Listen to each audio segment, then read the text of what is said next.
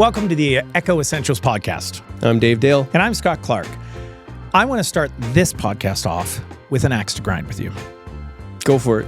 And even though we work in the same building, I'm learning when we do this podcast, things that you offend me on, I'm going to wait till we get back into this room.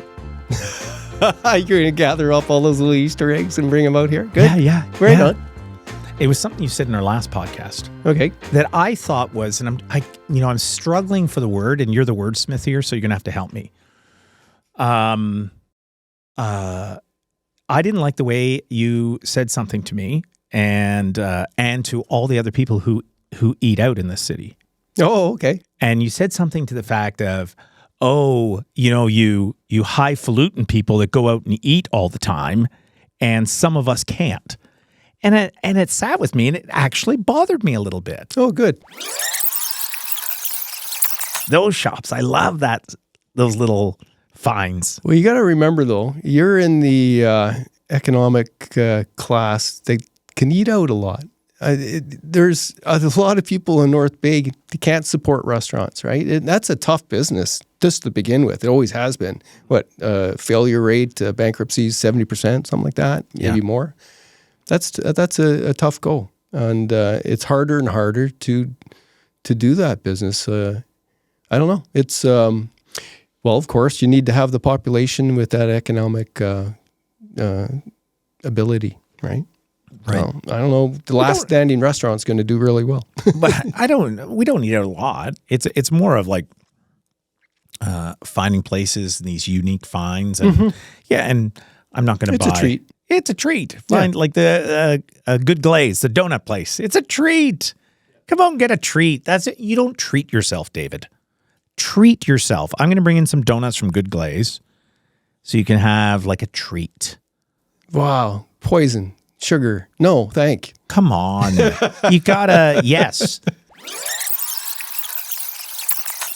We can all, I'm not saying I'm going to Churchill's every night for prime rib dinner and fancy stuff, but we all, on a Friday night, we usually get a pizza, or, sometimes on a Saturday, but most of the time we eat in. But you don't have to be super rich to eat out. And in fact, if I was to make a hamburger at home, it's going to be way more expensive than if I went out and bought one. So I didn't like your snotty little attitude. That's so much misinformation. What are you talking about? Your snotty little attitude that people who go out for dinner are like high society that go out for dinner. How could I be snotty speaking up for the common man that feels like it's not incumbent on them to go to the restaurant to support a business when they can't afford it? So you make it sound like you're speaking for this vast group of people. The majority. No, you're not. You're not, David. You're not. I'm closer to the No, you're not. Yeah, sure I am. Yeah. How many times do you think I go out for dinner in a week? The other day, you wanted a coffee, but you needed it so fast, you got in your truck, drove to the coffee shop, and we were standing right in the kitchen. But the coffee wasn't ready.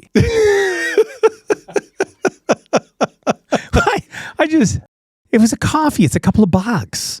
I make that coffee every flipping day. Yeah, but it wasn't ready. And you never drink it. Wait a second. Never. Can we park this for 1 second? I just want to. Who buys the coffee? This one was the one that Upar won. Okay. Upar may have won that coffee. Who took that coffee back out again because it was solid beans? I went to Starbucks. I had them grind the beans, and I brought it back in again for you guys to have your coffee. So outside of that, who buys the cream, the coffee? Who pays for the water? It's who? Me. Scott does. But who doesn't drink my coffee? Scott. Because I usually make one at home. So out of a treat, I was feeling a little tired. I went and got a coffee from Twigs. I love my Twigs coffee, and I felt so much better. And then now you're making it sound like I'm all highfalutin. It seems that you protest too much. I just don't think you're speaking for it. You make it sound like I'm speaking for the common man that can't. We're chopping our own wood and are heating our house. You don't live like the common man. You live like a lumberjack. You cut wood. You heat your house with wood. There's only a tiny percentage of people that do that. And God bless them for doing it. The rest of us, it's okay to go to Twigs. It's okay if I come into a huge wad of money, I may go to Good to Go. Well, do you feel better now that you got that off your chest? I do feel better. This is very cathartic. I like it. I feel it. I can't believe Ben chimed in. He's complaining about me not drinking the coffee that I buy for him. I just want people to, how much coffee I have to end up throwing out? Not a lot, but like enough that it'd just be nice if somebody drank most of it. And I try to ration it smartly. I know exactly when Upar's here half a day, and I know when Dave's on deadline. I haven't done it the last couple of weeks. So when Upar where did the coffee come from that Upar brought in? At the OKP plasma car races. The ones you were supposed to be at, but then you flaked at the last second. Who sponsored? You must have been going out for a fancy dinner or something. who sponsored the team to go in that event? Scott did. Scott sponsored the team. What are you looking at me like that for? How do you think you got into the event? It wasn't free. You shouldn't be feeling bad about being an economic driver in the city. And I apologize for making you feel bad for making decisions of, supporting restaurants and inviting people to help. You were actually doing a good thing.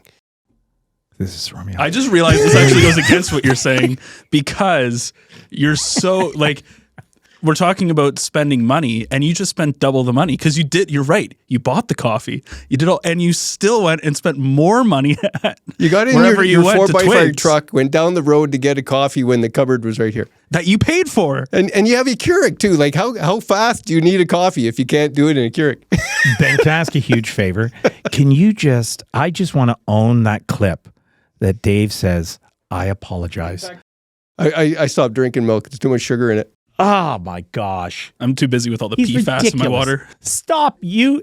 Speaking of PFAS, and maybe that's because we're about to go into this interview about PFAS in the water. Maybe I'm throwing caution to the wind now because I don't know what to do anymore. PFAS in the water and but let's not get everybody alarmed. No. We're figuring all this out, right? The scientists are figuring it out. It's early in the PFAS frontier here. We're not sure the direct correlation of impacts at the levels that people are ingesting here in North Bay through the water and whatnot. So no, we shouldn't be making people panic. Yeah, we don't want to do that. But part of this is that we want to have these discussions, have real discussions. And he's terrific. I'm excited about this interview. He's a real neat guy. And John Best. He's the bestest. He's the bestest. He's a really, really nice guy and a great voice. He has a big, deep voice. He's not panicked. he can't sell his eggs anymore because of this. So, hey, let's get into it and let's talk to him.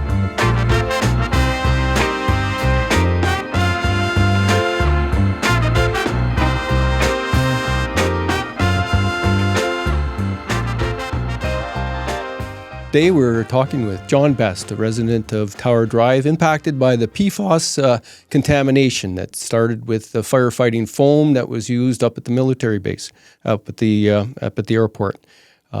John was at the recent PFAS meeting put on by Northwatch, Nipissing Environmental Watch, and who was the other group, John? I think Donna and her daughter Stacy were there as well. And then I think Ministry of Environment. Oh, the Trout Lake Conservation Association was the other co-host. Just off the bat, what did you think of the meeting? It was packed in the library. I was surprised that there was that many people there. I didn't realize it was that well known, but I guess with the CBC story that they put out, more people are aware of it. We've been talking about it for the last year. Myself, Donna and Stacy have been talking about it or dealing with it for 7 years because it's impacted them more than it has me. And just for clarification, the impact to you is I used to get my eggs off you. Yeah. Now I can't. Yeah.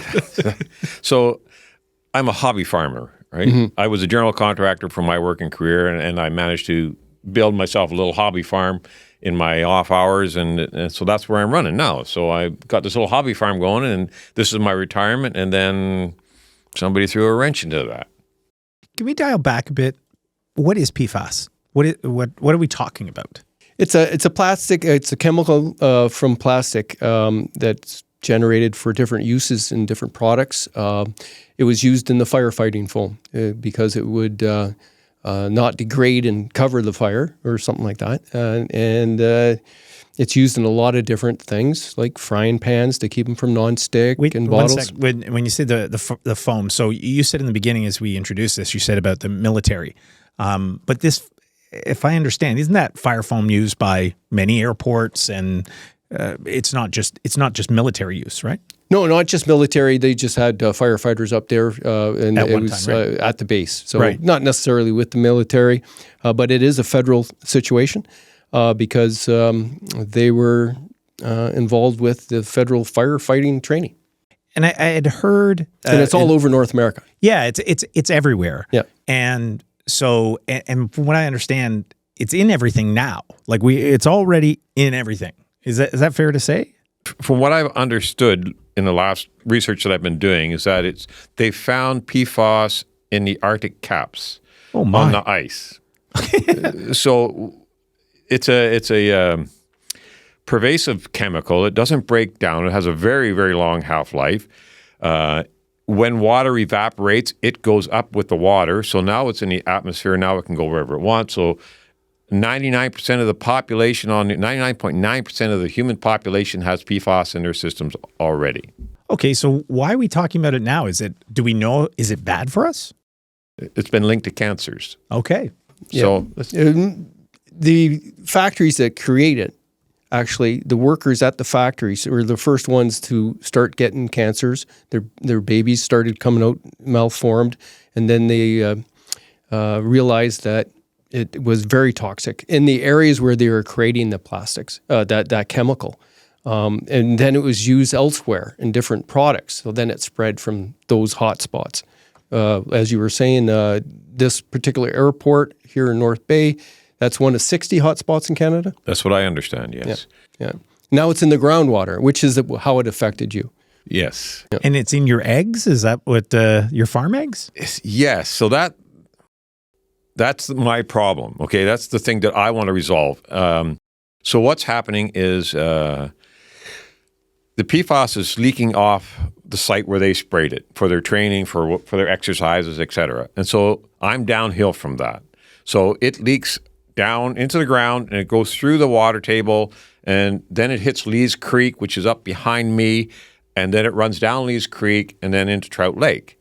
And so if I understand correctly, it's at 230,000 parts per trillion in the foam in Lees Creek. It's got an average now of 56 parts per trillion in Trout Lake.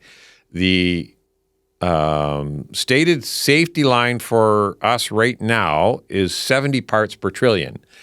Okay, 70. So go back. What did you say? What it was in it's your well? 230,000 parts per trillion in the foam in Lees Creek. And in Trout Lake? In Trout Lake, it's 56 parts per trillion.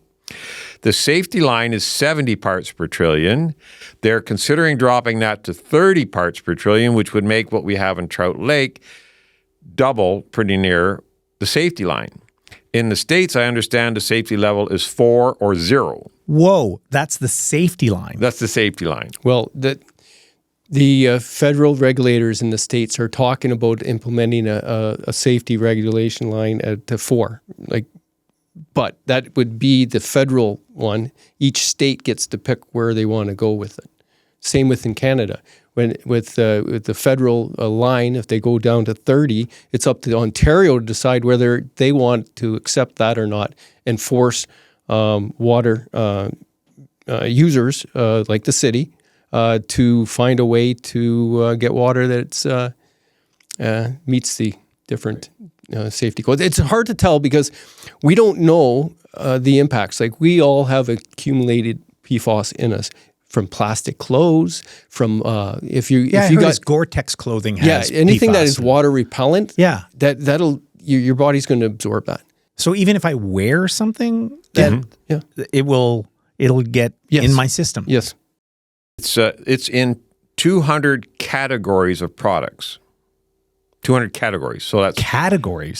So that's your soaps, your Soap? makeup, your deodorants, a whole variety of products. It's out there, and we're putting it on us and taking it into us every day.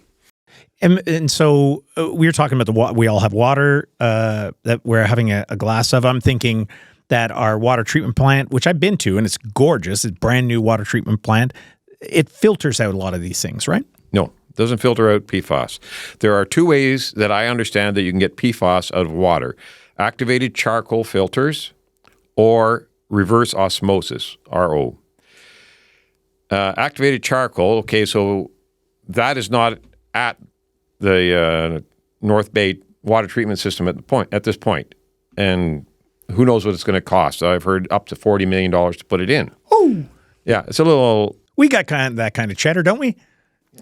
We have it in the reserves. Apparently. In the reserves. Yeah, if we don't build the new arena, we'll have $40 million. Okay. All right. So there's a decision to be made. And so I have the decision to make as well. I built a number of houses on Tower Drive, and for each of those houses, I have a well. I've built a well. So they've been testing my wells on the houses that I built since 2017. When it was first noticed? Or? Yes, that's when they first started testing for it. That's when they first admitted it. Yes. It was noticed prior to that. Okay. But that's when they started taking responsibility for it. Years of studies. Who are they taking responsibility, and who is the people that tested it? Department of National Defense is responsible. They were the ones spraying the foam. They were doing it under what was considered normal practice at the time. And then they stopped doing it in the mid-90s. So for 30 years almost, they haven't been doing it. But this year, I understand they're taking $20 million to go up and try to remediate it. So they're going to dig up wherever they were spraying it and put some activated charcoal in there of some kind. I'm not sure what the plan looks like, what the drawings and specs and all that are for that. But that's what they're going to do with $20 million this year.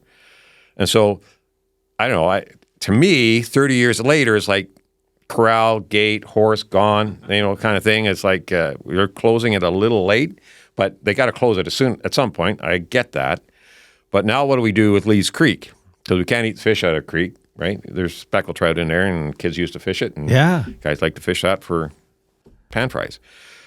Anyway. What's the fish, by the way? Isn't there, like, at this time of the year, there's little fish. Smelt. Smelt. Yeah. So I guess smelt's a no-no, too. Well, I don't know. Whatever's Any in that fish creek. out of Lee's Creek wouldn't be, you wouldn't want to eat that. Okay. No. So it was funny when you mentioned, I don't mean to interrupt, but when you mentioned the foam is where it really concentrated. Yes. It's the same in Lake Nipissing and Trout Lake and any lake after a rainstorm. Mm-hmm. That foam that's there, that is the most toxic. Really? Yeah. It carries it. It just sort of, that I was talking to somebody in the know about it, and they said, I wouldn't have my kids or my dogs or anything going into a lake when it's foamy. Yeah, because you see that rain. Sometimes on a shore. You'll see the foam build up. That's they put it on your beard. Yeah, you make a fake beard. Yeah, don't do that. Don't do that. Yeah. Anyways. So it's coming through the water table. All right. So they've tracked it that I know about down Lee's Creek into the lake. Okay. Now that Lee's Creek comes out of a kind of a string of ponds on between Tower Drive and Carmichael Drive. And the ponds are there, give or take, whether the beavers are there or not. So the beavers move in. I've been there 28 years. So I go back and I check out what's going on with the beaver ponds. Some years the ponds are up because the beavers are there and the willows have all grown up. So they build their dam, they make a new lodge, they eat all the willow. Takes them a couple of years. The willow all disappears or their food source disappears. They leave, the dam breaks, the ponds drain, the willows grow back up, the beavers come back and cycle. So that set of ponds drains two ways, one down Lee's Creek and one on another little creek that goes on under Tower Drive, about quarter of a kilometer from Little Down Lane. There's a creek there by the hydro line. And so I don't know if they've measured that creek. I don't know if they've been testing that creek for PFAS. I'd love to know. But anyway, if the PFAS is in Lee's Creek, it's got to be picking it up, and as far as I can tell, from those ponds because they're the closest to the base. So if one pond has it and the ponds are connected, I can't see how the other pond doesn't have it. So anyway, so that makes it on both sides of me. So I built the houses and I built surface wells for them because we got the nicest water. So if you drill a hole into the rock, you get iron bacteria and whatnot from the well. So I went with surface wells. So I dug a well. I go down about 20 feet, 25 feet, depending upon what I can get with an excavator and how fast the water's running down there. Put in some well tiles, put in some clear stone around it, and then seal a well all the way up to the surface, put clear sand around it, and then those wells that I've built show no PFAS. So maybe I got lucky, or I don't know. But the well by my barn, I didn't follow the same process because it was just for agricultural use, and I was just going to water my chickens. I didn't need that much water. For the house, you got to have kind of an unlimited supply. So I can't pump out the other house wells with a regular house pump. You can't be done. It's not, the water comes in too fast. But this well by the barn is only 15 feet deep, and it's just enough to keep the chickens watered and water my vegetable gardens. That's the one they tested and found PFAS in. So now I have to figure out what I'm going to do to get rid of the PFAS out of that well. So I think what I'm going to do is I'm going to renovate the well. I'm going to dig it right out of there and build it the same way I built all the house wells, and hopefully I've beat the PFAS for myself. But where's it all going? Where's the PFAS all going? Where is it? Who's tracking it? How close? Where is it in the water table all around us? I'd love to know. We bought that property in 1996, and I'm not going to live forever. It might be a shock. I don't believe that. Maybe I got another 25 years. You look right? like a teenager. I to might me. be 103 when I die. You're looking great for 50. So I want to turn the land over to somebody, whether it be one of my kids or somebody else. You know, if Dave wants to come and buy the land, you know. But I want to turn it over to him and say, we had PFAS in this well. This is what I did, and I beat it, or I didn't, whatever. But those wells have been there for 25 years at this point, and they don't have PFAS in them. So I want to be open and honest with whoever I sell my land to so that they know what they're dealing with.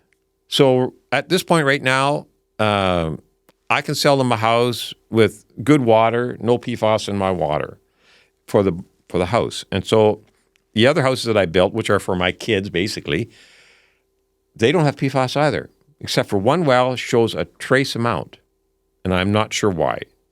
But so we're working through all this. Can we circle back when you first heard about this, and then the knock on your door? Who knocked on your door and said, "Hey, we have to check your wells"? D&D, Department of National D&D did. Department of National Defense, yes. And we have to check your wells. And what was your thinking at that time? And how has that changed to today? Well, when you go to sell a house, you get your water tested. You know, if you live rural, you get your water tested and make sure there's no bacteria in it. Mm-hmm. Right? I said, free water test. Can't be bad. Yeah. Right? But they're not checking for bacteria. And I said, whatever. Okay, just go ahead, test it. You know what? If there's something in there, I'd like to know about it. But no big deal. And I don't really know what PFAS is at this point. And they said, we found a level of PFAS, but that's the information they gave me. They didn't tell me, well, PFAS has been linked to this and this and this and this cancer. And sorry, but you got it in your well, or you don't, or whatever, right?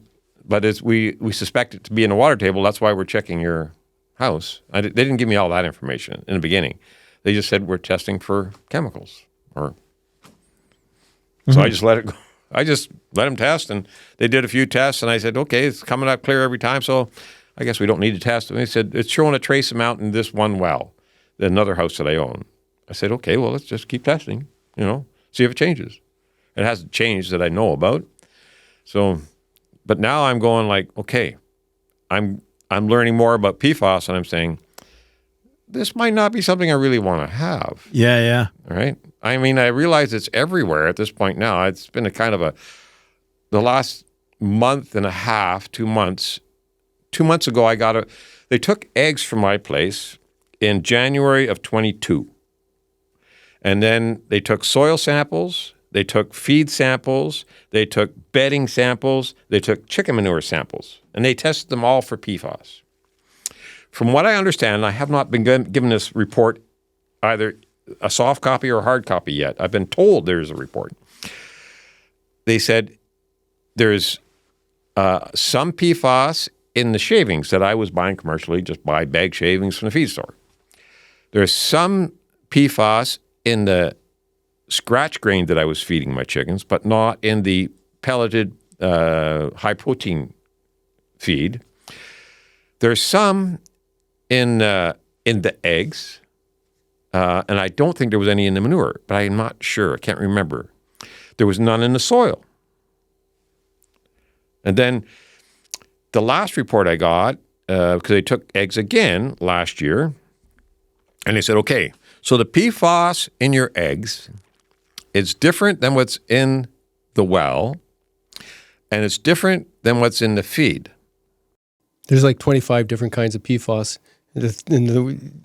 Oh, so it's not just one. Yeah, it's a group of chemicals that are created when you make these plastics, or something like that. Several thousand, like somewhere between 5 and 14, or numbers I've heard, 1,000 types of PFAS. Oh, okay. So they said to me, okay, we got more questions than we have answers for you.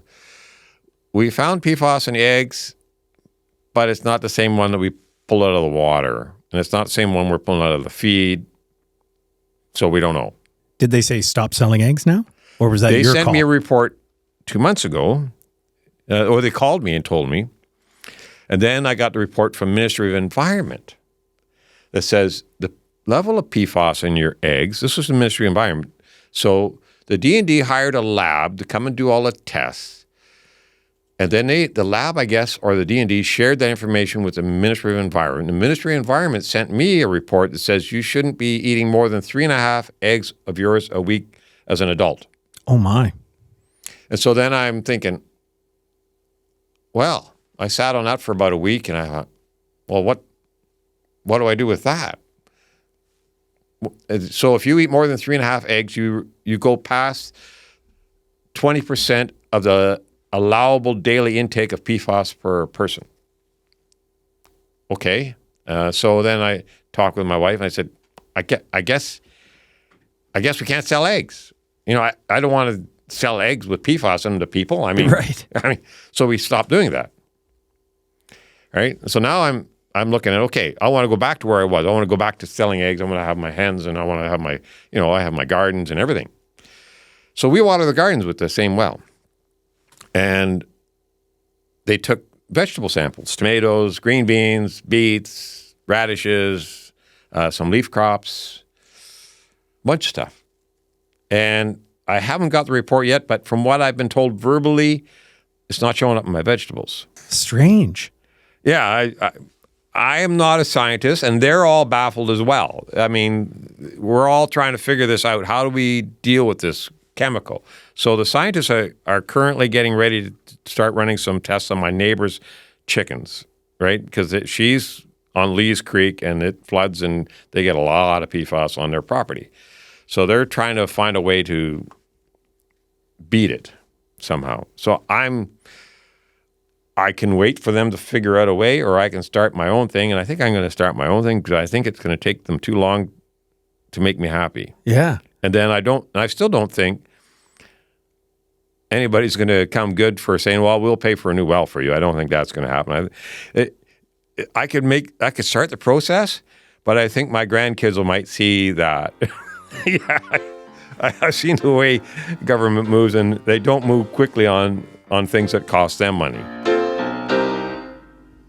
Okay, this is going well. I'm a little bit, oh my gosh, is the world or the sky falling? But John's great, and we'll get back to him in just a sec. But I have noticed you've been stressed lately, and I think usually when you act when you seem stressed, that you're usually on a deadline for something. What's going on? Are you on a deadline? The last couple of weeks have been the magazine deadline. My 13th edition is coming out wow. this week. And 13 magazines you put out under so the far? Back in the Bay flag. Yeah. Okay. And what's in this one? Well, Nestor Prisco's photo from 1925 is the cover. And I'm really excited because it has, John Ferguson's right there smack in the middle. The guy that Nestor wrote about, Browning, he's in the photo. And it kind of gives you that feel, okay, we're going to be celebrating the city's centennial next year. And that's what I'm working towards. There's Nestor wrote a really good tribute to Ralph Deagle, and that's in there. What was that line he said in our interview? He said about what a blessing is a good friend. What was that line? How did he say that?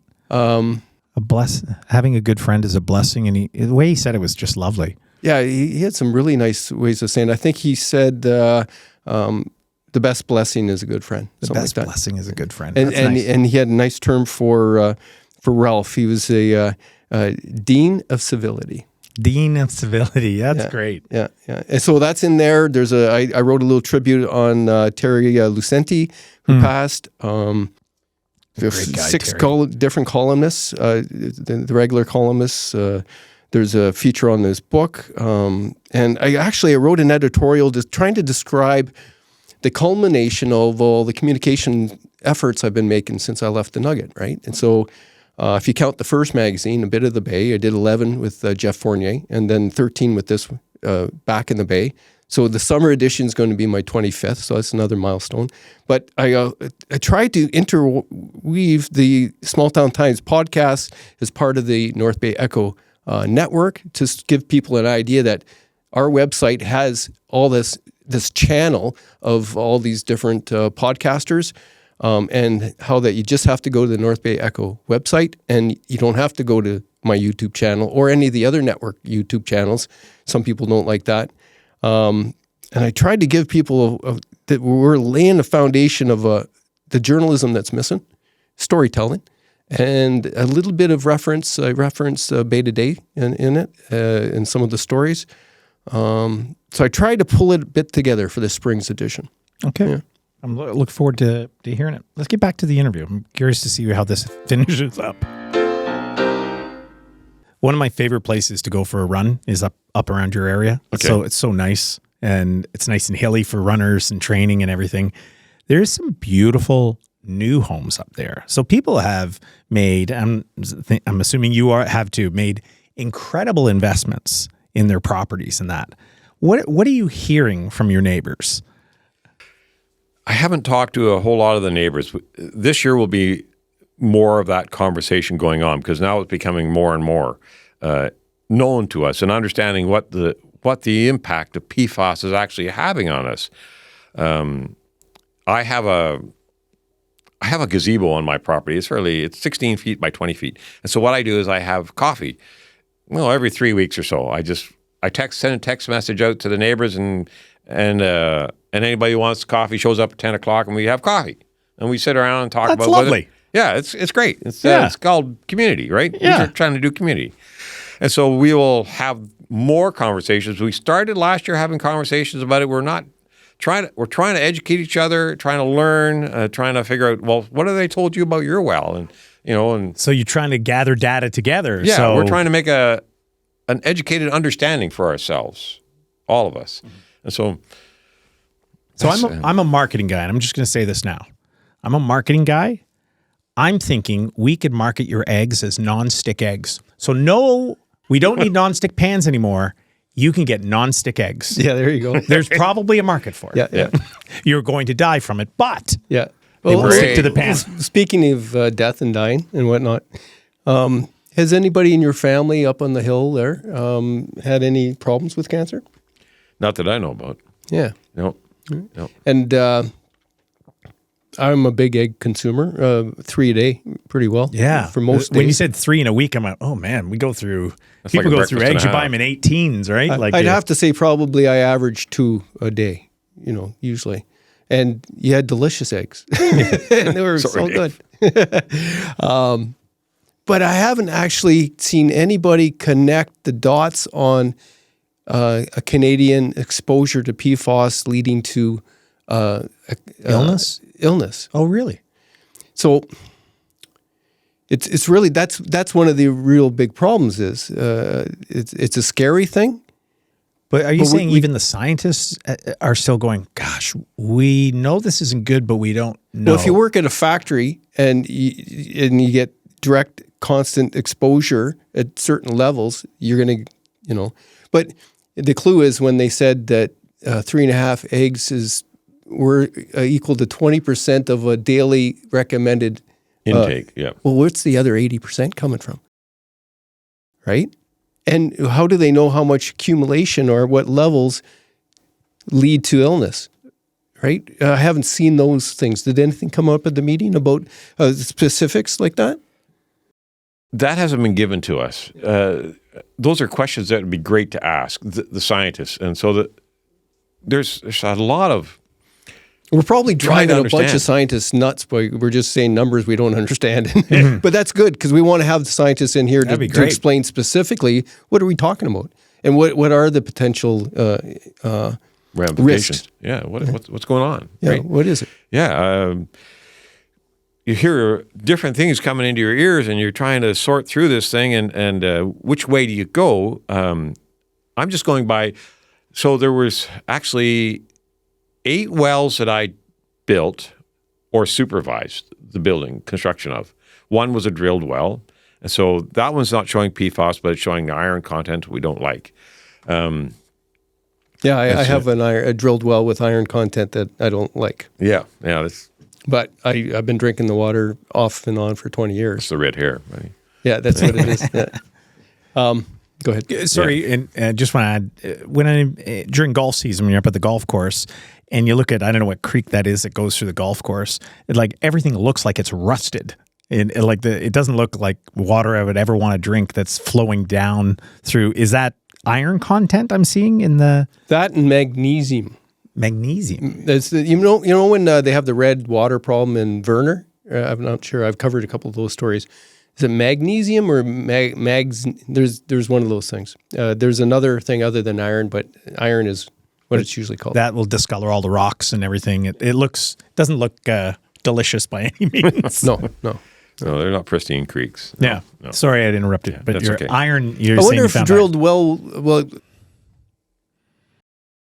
would solve your problem for your chickens because I'm sure they don't really mind. Yeah, iron. it's $25,000. Yeah, that's big. That's a big. You got to sell That's a a lot lot of of. eggs. to That's get a lot that of back. eggs. I'd have to charge you a little bit more for the eggs. Yeah, I guess so. Yeah. You might not want to buy them. Right? Yeah. So I'm thinking when the water table is at its lowest, August, September, then I will renovate that well and make it like the other wells, and hopefully I beat the PFAS doing that. And if I have, then they're welcome to that information. Here's how I did it, right? It's not in my house well is 150 meters from the barn well, and it's been there since 1998. So 26 years I've been drinking that, and they've not found any PFAS in that well. I wonder how it's getting in the eggs if it's a different kind that's in the well. That's the head scratcher. Actually, the scientist who retired last year, I think his name is Brent, from the Ministry of Environment, said they've found that as the PFAS goes up the stem of a plant and it comes out in the flower, it changes its composition somewhat to a PFAS or something, Yeah. right? So it goes through an organic thing, a plant or an animal, it changes. The chemistry of our bodies or its bodies or the plants changes the chemistry of the PFAS because it is a long string fluorocarbon, which makes it why it's so indestructible. It's they keep adding carbon molecules onto it and make it a long string, and then so it's carbon based. So we're carbon based, so I'm sure we have some effect on it when it comes into us, right? That's probably why we accumulate it. Yeah. Yes. So you were saying just before we turn the mics on about one of the joys, I don't know, it's kind of weird. I love washing my truck in the summer. I don't know what it is. On a Saturday morning, you get up with a cup of coffee and I go wash my truck. And I love when you wash it and then wax it and everything. And the water all beads off it. And then you were saying in a lot of that stuff, The wax. The wax, that makes it be. PFAS. That's all PFAS. It's PFAS. And then I thought, well, I'm not licking my windshield, so I'll be fine. And then you said, It goes into the water, goes onto the ground, and then runs down into the ditch, and then it goes into the creek, and then it comes out. Goes into Trout Lake or Nipissing, whichever one you're closer to. Nipissing, So we suck the water out of Trout Lake. We can't filter it. It goes through all the taps in the house, right? Everybody's houses. It goes into the drains. It goes down to the water treatment plant, which we can't get it out of there. And then we dump it into the Nipissing, and then we run it off into Georgian Bay. Right? So we're just, it's flowing everywhere. So it's going down the Mattawa River. It's going down the St. Lawrence. So all those boats fishing right at the treatment plant. the pipe from the ship plant, Yeah. and eating the picket. Yeah, Yeah.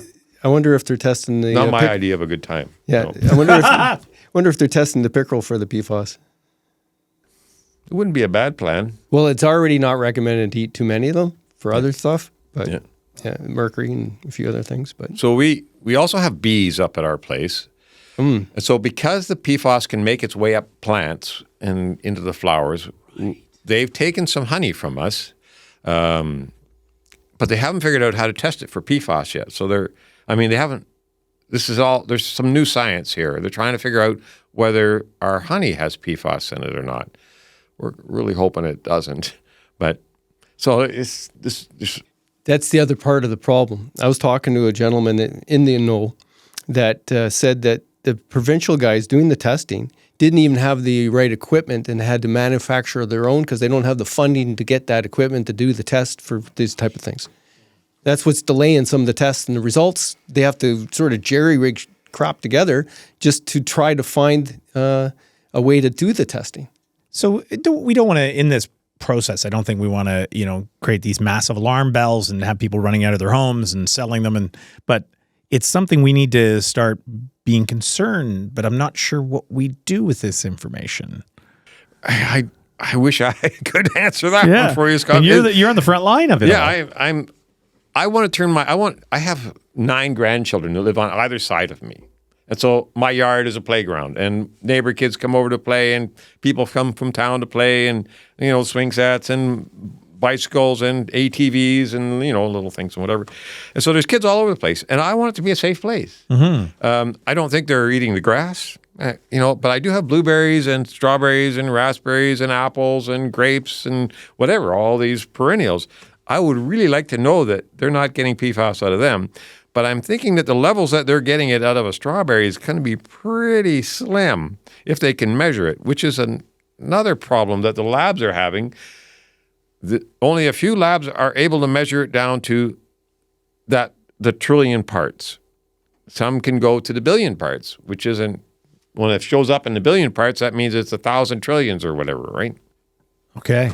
So it's all, it must be so, I don't know if it's irony or, as I think you're retired, you said, and you've built this, this property and these homes, and it's like, I'm going to have all this beautiful hobby farm, and my grandkids and family, we can live off the farm a little bit. We have so much, we can sell some, and I'm not going to use chemicals, and I'm going to massage my chickens and let them run around. So they're free range. They're happy chickens. This is the perfect scenario. And then you're like, what? What?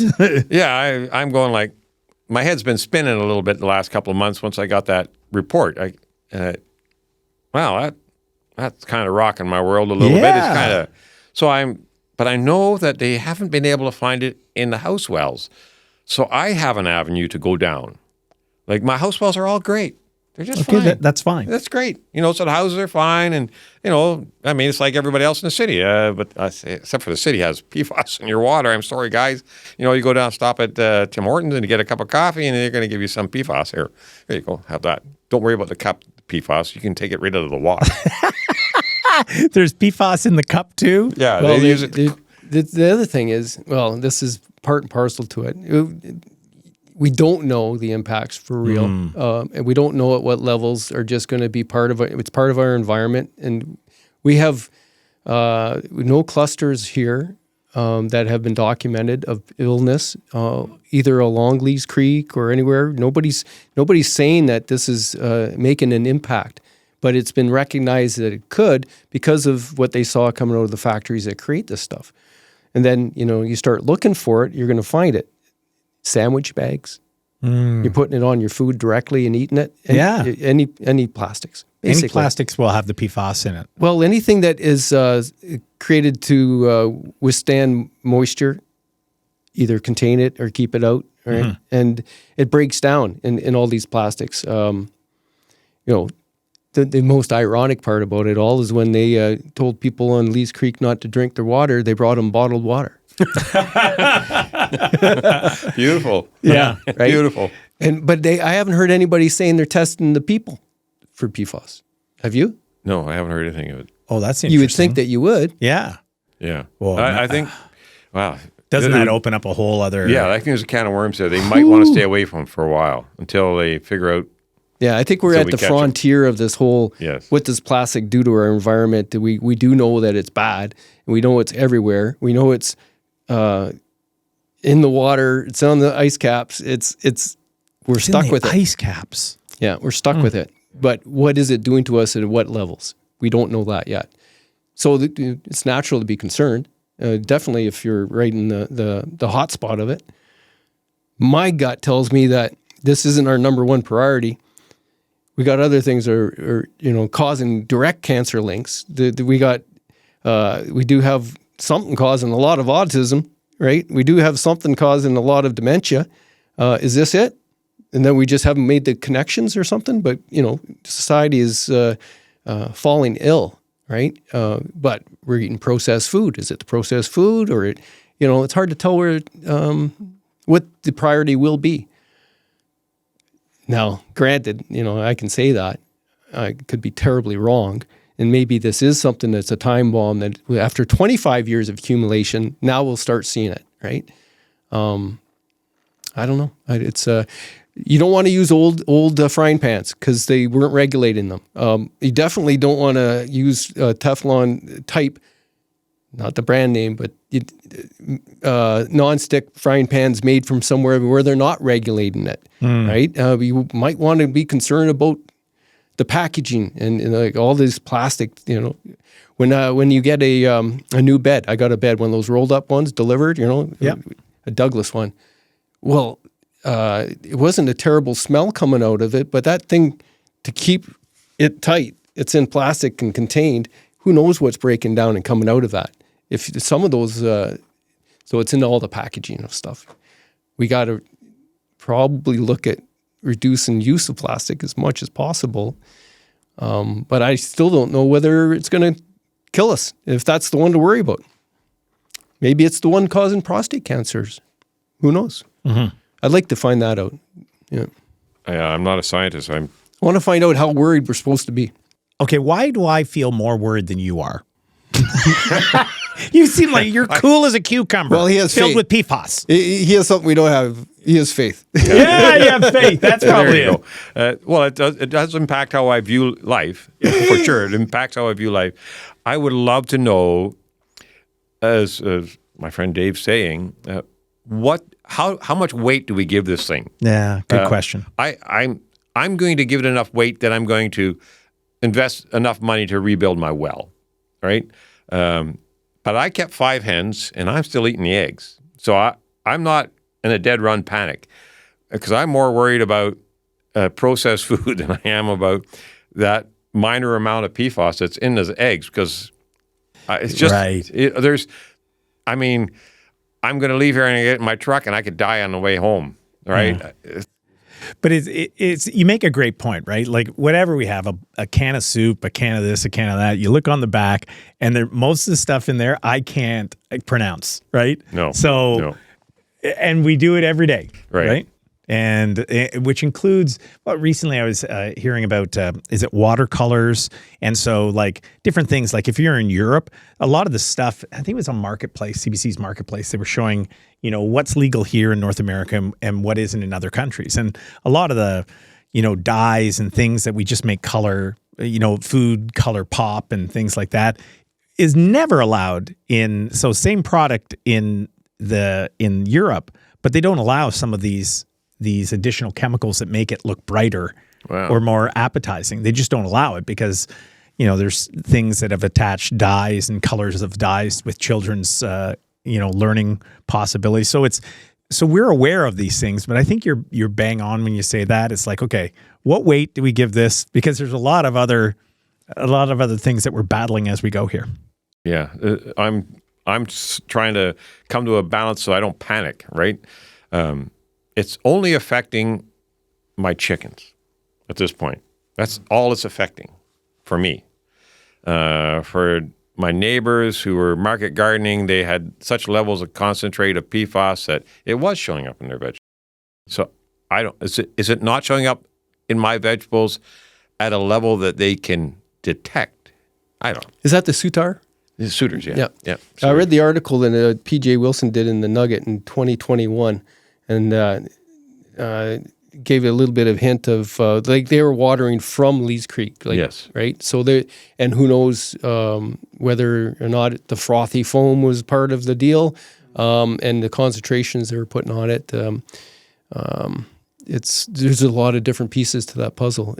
What I found interesting is that the measurements are going down over time because it's attenuating out of the hotspot at the airport. So the half-life is long, but not as long as nuclear half-lives, from what I read. I might have that wrong. I hope anybody out there that knows better will be our next guest in this series of PFAS investigations. But it started out a higher reading, and it went down just over the 5 years they were reading it. So there could be hope, but it's going down into Delaney Bay, water. Right? Yeah. Where the water is. And I'm not sure, maybe I'll get Gord Young on that at the city to see what he can find out. But the end of the water coming out of the tap, right? Is that what they're measuring, or are they measuring the water before it goes into the system? And how much attenuation of naturally with that water, like it doesn't go anywhere, but how can it be in like the volume of the water? Like I don't quite understand how it can be so pervasive. Like they can, with such a large, like how much friggin' foam did they put on the ground up there? Well, we're talking parts per trillion. So this here cup of tea, if this was one part and there was a trillion of these cups, I don't think they'd fit in here.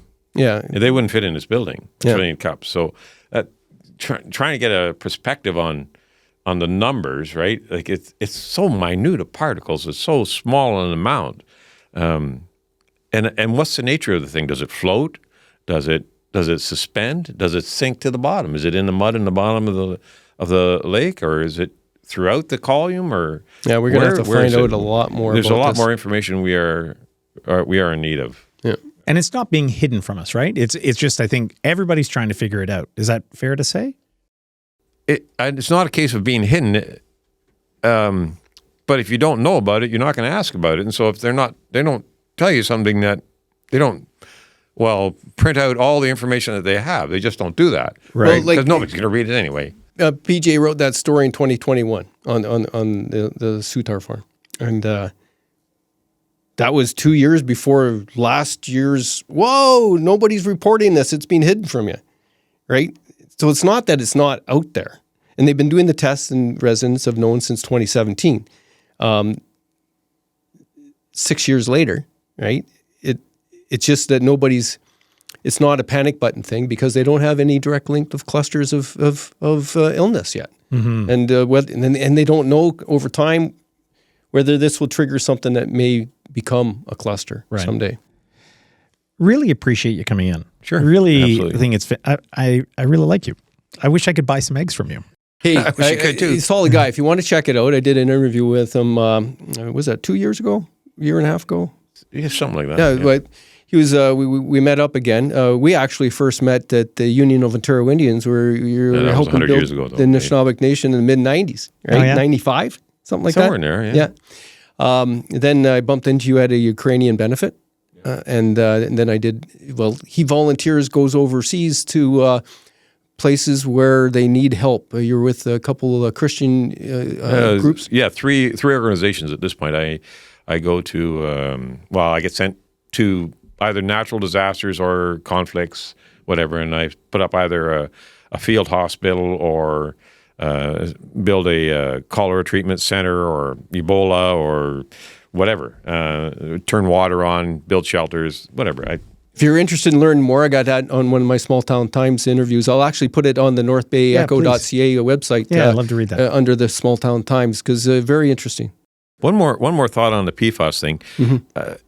I don't know where the real estate is at with this.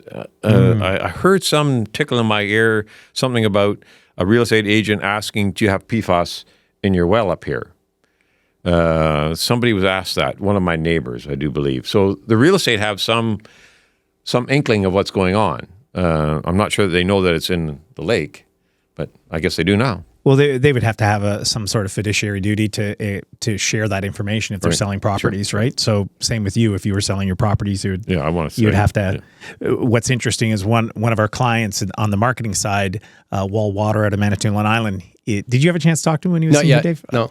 Really, really interesting guy, real switched on, has all his accreditation to test water, but he shares that how few people actually test their water or go through that, or when they're selling their homes, like, we're not testing. And he explains that very few people test for all of these different things. So we're going to have him back in. We want to talk more about this. And he said I asked him, I said, okay, what do I need in my home? And he said, reverse osmosis. He says, chlorine. He says, you don't have to, but you could have like chlorine, take the chlorine out of the water. Like there's a number of different things, right, that people are doing today. But he did say what you said about in your kitchen, have reverse osmosis. And he says that's a big thing from a health standpoint. He says, I have it on mine. Yeah. Like, I can understand it. Reverse osmosis is one of the tools that we have in our kit when we head overseas. Yeah. Okay. And you said, and the charcoal. So the stuff that we use when we go canoeing and we're camping and we have that little charcoal filter, that's like one of the best things you could use, I guess, eh? There you go. Yeah. Okay. Well, thank you very much.